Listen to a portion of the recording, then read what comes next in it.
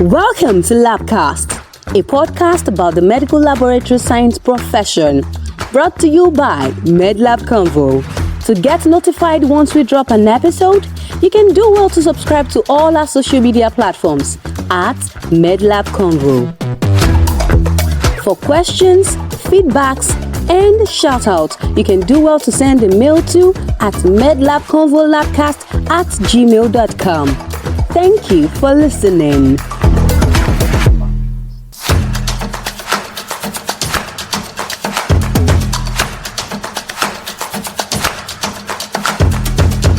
Hello there, welcome to the first episode of LabCast for 2026. My name is Ubani Confidence Nmesoma. I am a writer, a health journalist, and I'm currently interning at the Federal Medical Center, KEFI. I'm almost done, so I don't even know if I should call myself an intern anymore. And with me here is... Hello everyone, my name is Chinelo Anudaga. I'm a voiceover artist. I'm also a medical laboratory science intern. I'm interning at Lab Nigeria. I'm still an intern. I have to accept that. I have to accept it. So if this is your first time here, you're very welcome. This is LabCast, where we talk about everything medical laboratory science. And if you've been joining us before now, thank you so much for staying. We do not take your support for granted. This episode is for every medical lab science student or professional that has ever felt overwhelmed, underprepared, or confused. So I don't know how it was for you, but so many persons get admitted into medical lab science without having enough information as to what the course entails. That's exactly what we're going to be talking about on this episode. Nelo, let me ask you, what did you think medical lab science would be like before starting? Honestly, I had no idea. At the beginning, I was part of the whole set of people that applied for medicine and surgery. And then when I didn't get it, when I didn't make the cutoff mark, the mark that was close to my score was just medical laboratory science. So I literally applied for medical laboratory science before even trying to figure out what it was. But then I had an idea about it. Funny enough, the idea I had about it was malaria testing. And that was because most of the time when I go to the hospital, that's what I usually go there to do. And that's when I interface with the scientists per se. So it was basically just malaria testing. I knew that they got themselves involved in. Aside that, I had no other idea. I don't know about you. How was it? Did you have an idea of medical laboratory science, or were you also shocked? Actually, I had an idea because one of my relatives is a medical laboratory scientist. So I sort of knew what the course was about. But personally, it was more because I wanted to be in the health space. But then I didn't want to be directly involved with patients. So I felt like medical laboratory science was the safest option for me. But of course, as I progressed in the course of studying and all of that, I still realized that the expectations or the reality differs in so many ways from the expectations. For instance, let's talk about posting. Posting, I don't know about you, but in my school, posting is a very crazy experience because you have over 300 students battling, struggling for very, the spaces are, tight. The infrastructure is not enough to accommodate this number of students. So most times you go for your posting and you might not even learn as much as you would love to. And let's not even talk about the transportation to that place. So if any super lion, that's what we UNN alumni call ourselves, or any UNN students is listening to this episode, they will be able to attest to this. The distance between where we stay, like the school and the hospital, is over 45 minutes, and the road is bad. Like the road is horrible, the transport is expensive. So the whole thing just like complicates the posting experience. I think this was one of the shockers for me because I was like, what did I get myself into? I'm so sorry. I honestly cannot relate. For us at Unizik, it was way different. I think they already knew that. They already took in the fact that we're plenty, so we're already divided into teams. So when we go there, a set of people are in this department, a set of people are in another department. We're not so much, plus the people that would totally abscond the post were usually not so much. And then transportation was provided for us. So I really cannot relate to your experience. Sorry. I feel it would have been interesting. I mean, the stress you would have gone through. I don't want to be in the shoes, or I don't want to be in your shoes. But you must have enjoyed it, didn't you? You should have enjoyed it. You are triggering my PTSD. There was nothing interesting about going all the way to that place for lab posting and then having to struggle for space. Do you know sometimes you might not even get to sit down? And then let's not talk about some of the sciences that can be overbearing, and then they act like you guys are not supposed to be there. It's not their responsibility to teach you.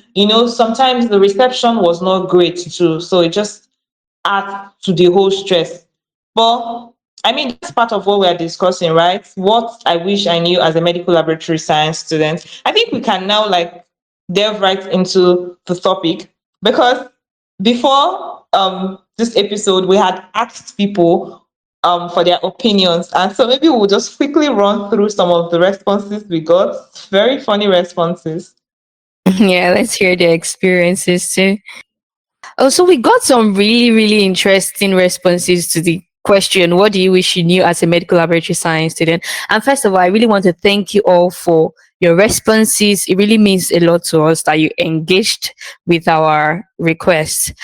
So the first response here is from Chris Vian. And he says, I wish I knew and understood the difference between theoretical and practical work.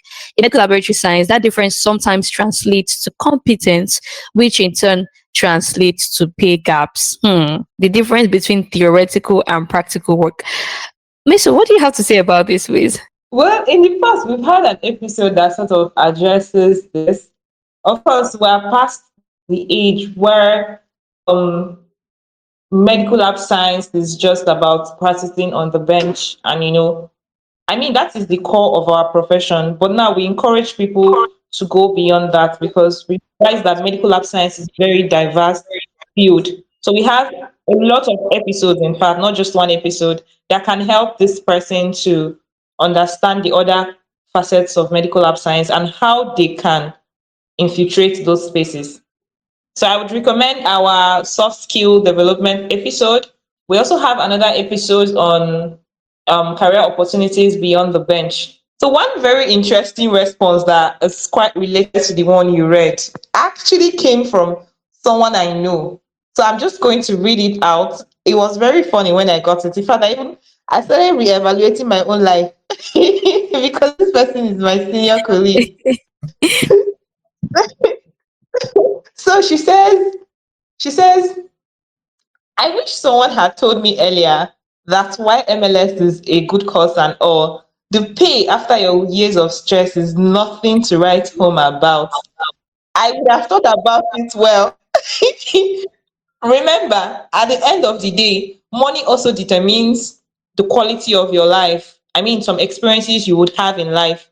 And immediately I got that response. Another response from another person came in saying, nobody told me that MLS is a humble profession and you cannot buy house in Banana Island on MLS salary. Now, Nello, this is the worst part. This person says, you cannot even buy unlimited data.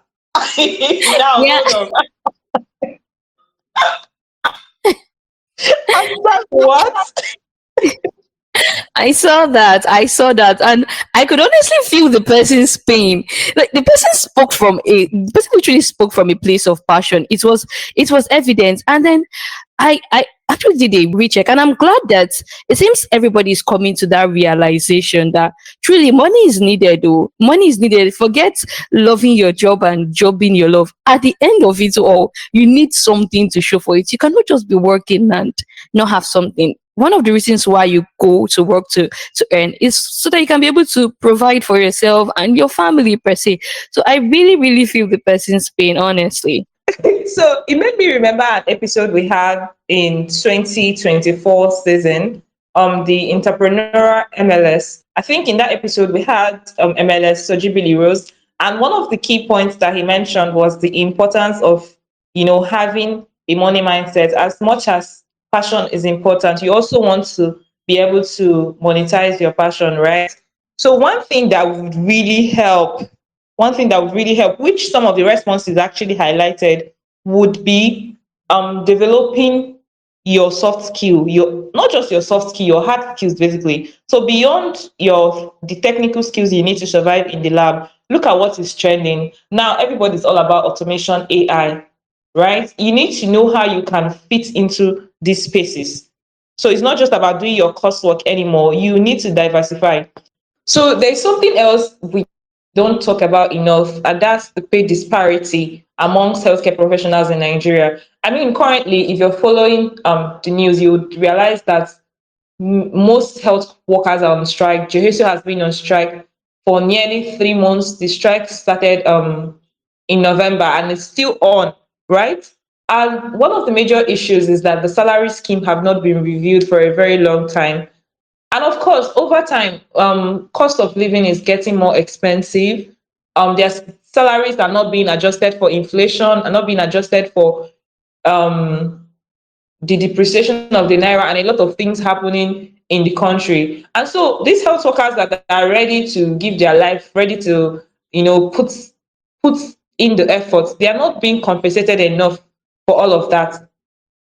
So let's just, not to sugarcoat anything. Currently, where we are, it's not good at all. It's not a financially okay decision to say you want to just be on the bench. Except, of course, these agitations are giving more flame, and then salaries are being reviewed to actually reflect the efforts that these frontline healthcare professionals are putting in. Then and only then would the question of money be brought to the table. So I think it's very important that we put this out there. Yeah, a whole lot of people in our generation are coming to realize that you cannot do life with just bench work. So, except the salary is reviewed, because medical laboratory scientists are not given the credit they deserve, both pay wise and recognition wise. They are not given the credit they deserve. And that's why people of our generation, my generation, are now branching. We're now opening, we're now searching, doing more research to see other ways we can really, that's for people who do not want to leave the medical laboratory science umbrella. They're looking for other ways the profession can actually be lucrative for them. And I really, really hope and wish that people who are still students are listening to this podcast, because we have passed the stage. If we had known this earlier, we probably would have made way for ourselves, probably would have cleared certain parts for ourselves then. But now they have the chance. So it would be best if they start now. I mean, these things, you don't need to finish school first before you start clearing your path or deciding what aspect of medical laboratory science you want to venture in. And this would literally lead me to one of the responses that we got. This person said, I wish I knew that I did not have to. Oh, let me read it verbatim. I wish I knew that I could start shouting for international opportunities, conferences, seminars, grad school, right from my undergraduate days. I almost did nothing until my NYSC was over, thinking it has to be systematically. So if I were to go back, I am grabbing every opportunity, and I will also try to streamline my focus and not be generic in my professional interests. Expertise pays more, and the knowledge built is beautiful to see. A whole lot of people are going through pain now, most especially people who are already working, people who are doing their service, because they're really looking back now and seeing mistakes. I mean, knowledge is coming in, and they're really seeing the mistakes. And I'm glad that we have things like this, so that things like this can be prevented for the next generation, for those who are coming up. I don't know if that made sense. I think I'll leave you to be the judge of that. Exactly, Nilo, you made a very beautiful point. To digress a bit, while I was going through the responses, I saw one that said, the question is what you wish you knew as a medical laboratory science student, and this person answers the time period required to study the course and practice. I'm not sure what they meant by this, but if you are seeking admission or you are aspiring to study medical lab science, you need to know that it is a 5-year course. And now with the introduction of DMLS, when it gets introduced, I mean, it's going to be 6 years. So just have that in mind. 6 years of doing your undergraduate program, a year of internship, and another year to serve your fatherland. We need to talk about this NYC thing. Let's remove that thing from our curriculum. But I guess this is not the episode for it. So another interesting response was from Tommy Sin, who says, I wish I knew about skill development and capacity building. I mean, we've talked about this during the course of this conversation, that it's very important for you to start developing your skills even as a student. Um, Another person, maybe who is a core member, says, I wish I knew that MLS is not limited to just the 4 or 5 disciplines that I know. MLS is broader, and I would always know more through knowledge seeking and applications. I agree with you, Mary. I agree with Mary too. In this medical laboratory science profession, it's almost like you see something new every quarter. Let me use the word quarter. Let me not say every day because that would be stretching it. It's you see something new literally every quarter, and that is also what is influencing the part of people saying they are seeing so many aspects beyond the bench. I recently knew of um product specialist role. I knew of health tech, I knew of laboratory management. I recently knew of product specialist role, and who would have done that this was something you could do? I mean, as a student, nobody talks about our system is basically not ready for anything besides the bench, to be honest. From my perspective, our system is basically not ready.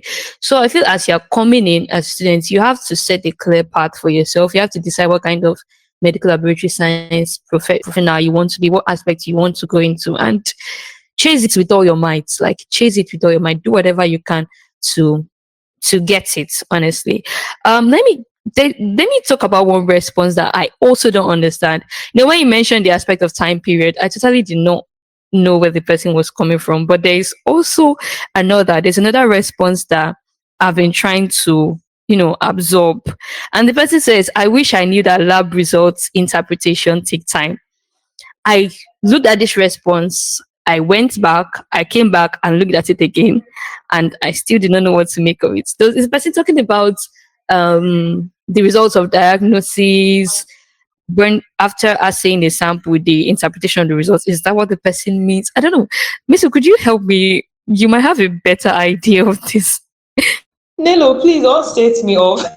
That response was actually vague. But I think what this person was trying to say is that they probably did not know that MLS is tedious, especially for facilities that use manual methods. You would agree that the process can sometimes be monotonous, it can be hectic, and if it involves long hours of standing and moving about. It could also be that they are referring to the part of lab interpretation where you have to put two and two aside. You have to do a lot of critical thinking to make sense of your results. So it could be either of that.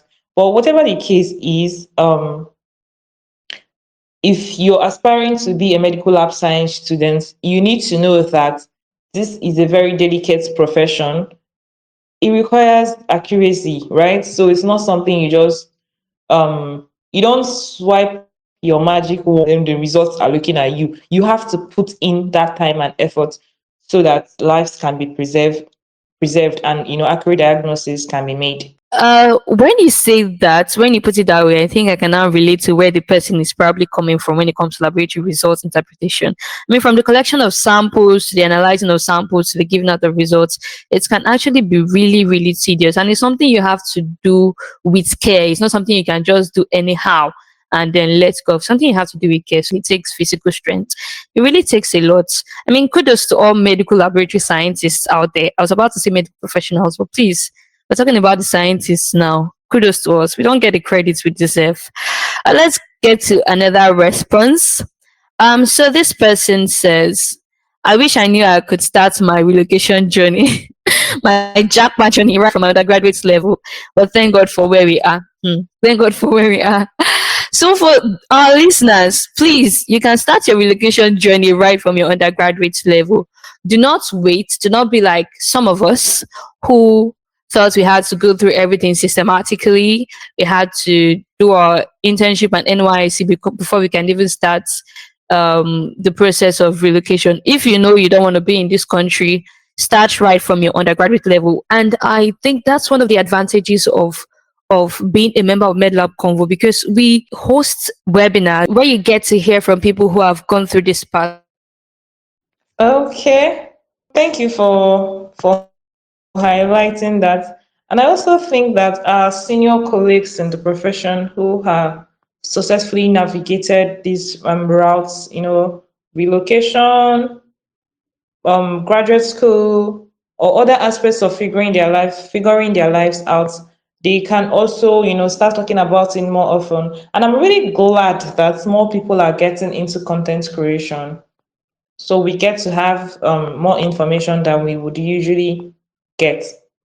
So one of the responses that was quite funny was one that said, "What do you wish you knew as a medical lab science student?" And this person says, "All things related to MLS."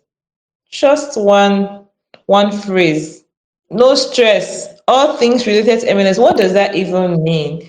If you are a medical lab science student, whether you are in your preclinicals or you've entered the core of your study, if you ever answer any question like this, you're going to fail. I'm going to tell you now, you will fail, especially if you're going to be in my school. So please be like the very response after it was one by Jennifer. And Jennifer literally gave us a paragraph, a clean paragraph expressing herself. She said she wished she knew more on practical skills, not just like the theory.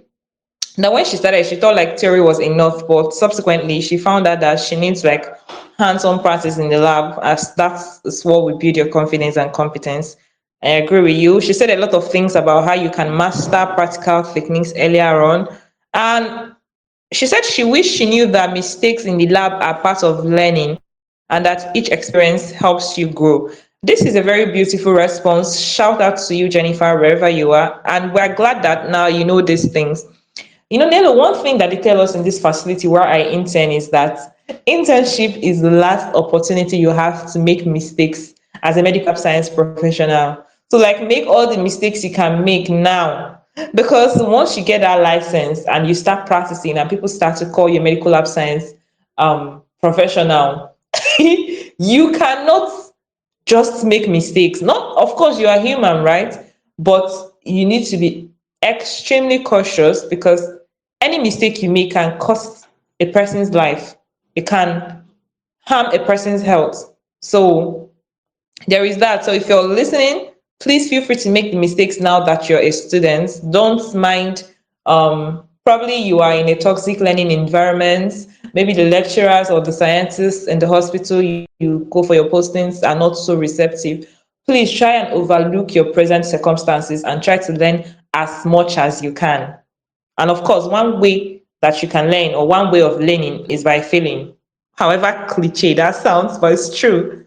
I totally agree with you, Meso. And talking about mistakes, one of the mistakes we make as students and as interns is assumption. We make the mistake of assuming that this thing is to be done this way, laboratory procedure is supposed to be carried out this way, instead of asking questions. And that has put a whole lot of people in trouble. I think we need to get over the fear of asking questions. There is the tendency that whoever I ask a question might not you in the best, but we have to get over that and open ourselves to learning, open ourselves to, like you said, making mistakes. We can reduce the amount of mistakes we make by not assuming and asking questions instead. And talking about people responding to you in a way that is probably not so nice. Have you ever experienced that? Like, have you ever been, spoken to harshly, or in a manner that you really didn't like throughout your course of posting, through the internship? Where I did my lab posting as a student in some of the units, toxicity was the norm. Like It was not an exception. Like that was what was obtainable. That was what was normal. You had to either take it or deal with it. So they're not even going you well to say those people are toxic because you want to repeat your entire posting. But of course, we just had to like learn to avoid problems, avoid certain kinds of confrontation. But in the middle of all of that, there were still scientists, there were still lecturers that were very willing to help us, that had the basic decency to treat us as humans. So that's that for that response. Okay, we've talked a lot about making mistakes and the experience as a student, going for clinical postings and all of that. A peculiar response we had was, "Can you combine MLS with digital skills?" And I want to say yes to that person, Fidelia. You definitely can. In fact, it is recommended that you learn digital skills, while you are a student. They can help you to sustain yourself, and they can also help you build competence as a medical lab science professional. For instance, I started writing professionally in 2021. When I started, I honestly did not know what I was doing. I was just experimenting with it. But thank goodness that, I stuck to that skill and I grew it to the point that I am able to market it and make money out of it. And I want to tell you for free that I've been able to make in my 4 years of writing, I've been able to make more money um from that one digital skill that I had from being a medical lab science professional. I mean, I'm still at the beginning of my career, so I probably still have a long way to go before I get to that point where I can say, oh, I've made a lot of money from medical lab science.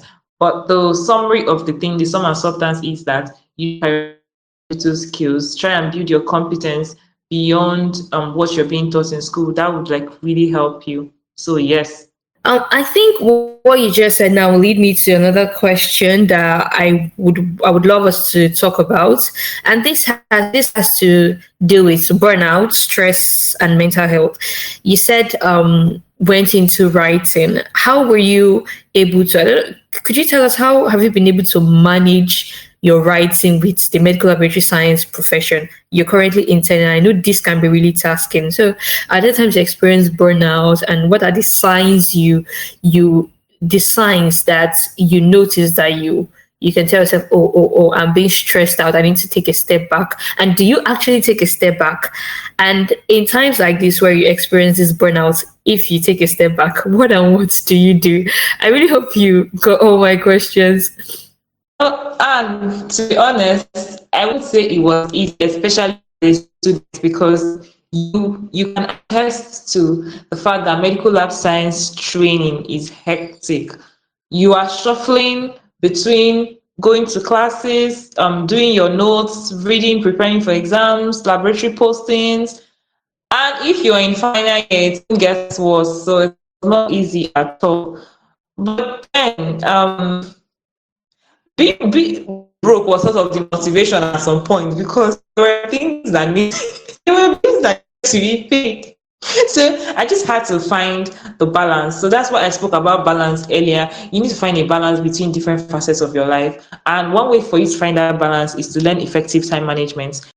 Divide your activities into quadrants and look at things that are important, urgent, and then allocate them the priority that each deserves, and learn to say no. So you don't have to involve yourself in every engagement that comes your way. So, for instance, when I was a student, it's not all gigs, it's not all writing gigs that I take on because I want to be realistic, right? And to avoid getting burnt out at the end of the day. So, be realistic with how much tasks you take on. Learn when to say no. You're not going to, at this point, your priority is your education, right? Your most immediate priority, let me put it that way, is your education. So don't do anything that would jeopardize your education um along the line. So that's that. I think another thing that helped me too was knowing when to like take a break. So rest is not laziness.